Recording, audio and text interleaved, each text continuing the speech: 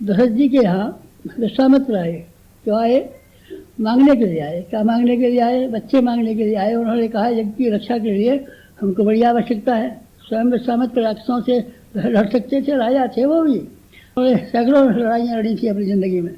वो स्वयं ही राक्षसों को मार सकते थे, और स्वयं को नहीं मारा, क्योंकि ऋषि का धर्म अलग है।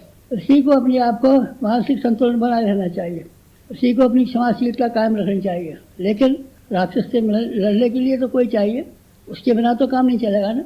ऋषि नहीं लड़ेगा तो दूसरे तो लड़ेंगे। उनको ले जाने के लिए विश्वामित्र आए। दशरथ जी के मन में पहले तो ये हुआ कि हमारे बच्चे हैं, हमारे हैं, ये हम कमाई खिलाएंगे, बड़े होंगे और हमारे पास रहेंगे, हम घर देखेंगे, राजपाट संभालेंगे, तो हम ऋषि के यहाँ जाएँ। पीछे उनकी समझदारी ने उनको कहा कि नहीं, आप भेज दीजिए, समय है। विश्वामित्र मांगने के लिए आए हैं, बार बार ये नहीं आएंगे। इनको सिपाही तो कहीं और से ही मिल जाएंगे, राजा तो कोई और भी सहायता देने के लिए मिल जाएंगे, लेकिन आप जो इस वक्त अपने बच्चों को देकर के धन्य बन सकते हैं, ये फिर दोबारा मौका नहीं आएगा, इसलिए आप खुशी से दे दीजिए। ये गुरु वशिष्ठ ने उनको सलाह दी, और राजा दशरथ ने अपने दोनों बच्चों को विश्वामित्र के हवाले कर दिया। परिणाम क्या हुआ? परिणाम ये हुआ कि विश्वामित्र के आश्रम में जाने के बाद में भला और भला विद्याएं सीख करके आए। धनुष शंकर जी का, जिसको तोड़ना बहुत मुश्किल था, परशुराम जी नाराज हुए थे कि हमारे गुरु का धनुष किसने तो तोड़ दिया। उस धनुष को तोड़ने में रामचंद्र जी सफल हुए, और सीता का विवाह करने में रामचंद्र जी सफल हुए, और लंका का विनाश करने में, सारी असुरता को निवारण करने में रामचंद्र जी सफल हुए। राम राज्य की स्थापना में रामचंद्र जी सफल हुए। ये कैसे हुए? राजकुमार रहे होते तो शायद उनसे न हो पाता।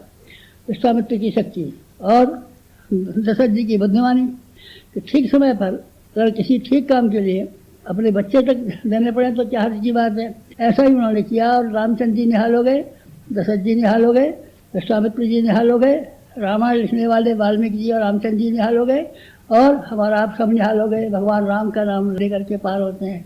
अगर वो विश्वामित्र के यहाँ नहीं गए होते और उन्होंने अपनी अयोध्या में ही समय काटा होता, राजकुमारी बने रहे होते और नाती पोतों को खिला रहे होते, तो रामचंद्र जी का शायद हमारा आप नाम ले पाते कि नहीं ले पाते। संभव है उनके मंदिर बनाते भी कि नहीं बनाते, शायद है रामायण लिखी जाती कि नहीं लिखी जाती। तो मौका था जिसको कि राजा दशरथ ने भी पहचान लिया, और गुरु वशिष्ठ ने भी पहचान लिया, और राम लक्ष्मण ने भी पहचान लिया। सबने पहचान लिया, उस मौके का ठीक लाभ उठा लिया गया। लाभ उठाने का परिणाम है कि सब धन्य हो गए। एक बड़ा काम हुआ।